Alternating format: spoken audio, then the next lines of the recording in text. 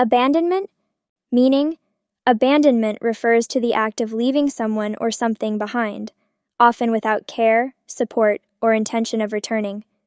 It can also refer to the state of being abandoned.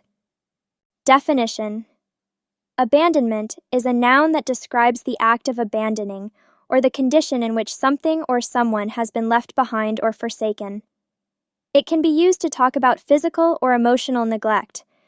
Examples in sentences. 1. The abandonment of the old building led to its deterioration over time. Here, abandonment refers to the act of leaving the building behind, leading to its decline. 2. She felt the emotional abandonment of her friends when they stopped keeping in touch. In this sentence, abandonment refers to the feeling of being left alone or neglected by her friends.